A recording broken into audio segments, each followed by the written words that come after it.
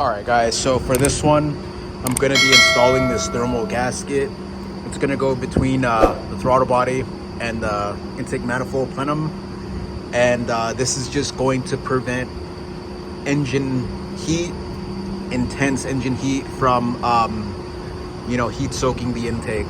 Or at least it claims. But yeah, so I'm going to throw this on. This is by K Motors on eBay.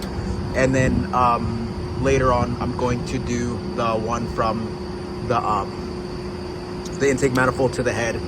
But that one, I don't know if I need extended studs or whatnot. But yeah, that's probably going to be a little bit harder than this because this is going to be kind of heavy to pull off and everything. So yeah. But and then I don't know if there's a bracket or anything that actually holds this on. I really got to see. But yeah, so for now, I'm going to take off the intake and then disconnect the cables, take off any wiring harness like this right here, and then it should slide off enough just to sneak that inside in between layout. All right guys, so I just got the intake off. Opens everything up nicely. There's the shield right there. Oh yeah, so let me continue taking things off and I'll get back to you guys. Just gonna end up disconnecting this and this harness right here.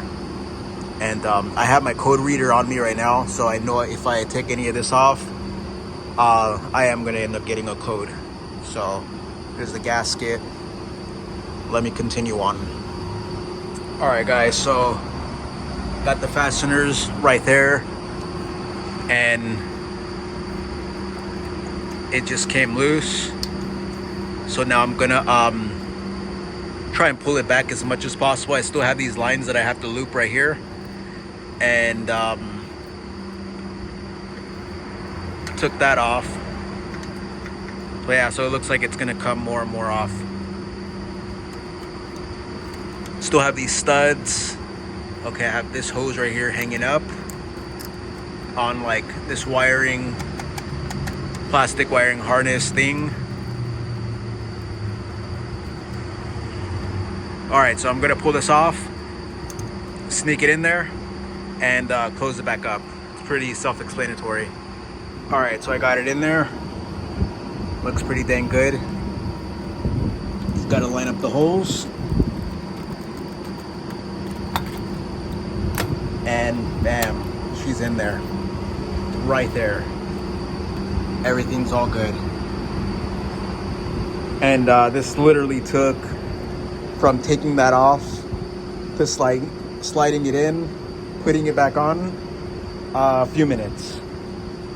Besides recording and all that, which makes for more longer time, but it looks pretty good. So in order to put it in, the only thing that I really had to do was take off the cables from this bracket, and I took off this hose right here, and yeah, that's for the evap, and that's your evap solenoid right there.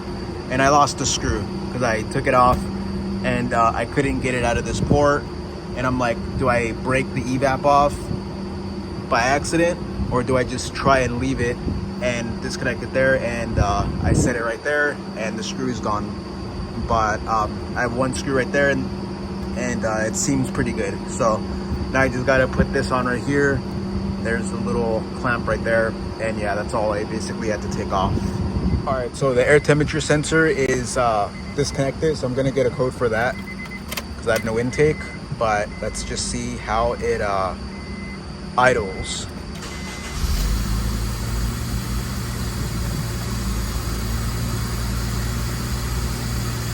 It is just fine. It's perfect. And that's a cold start too.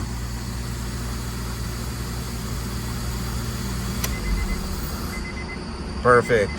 All right guys, so that's gonna be the little video.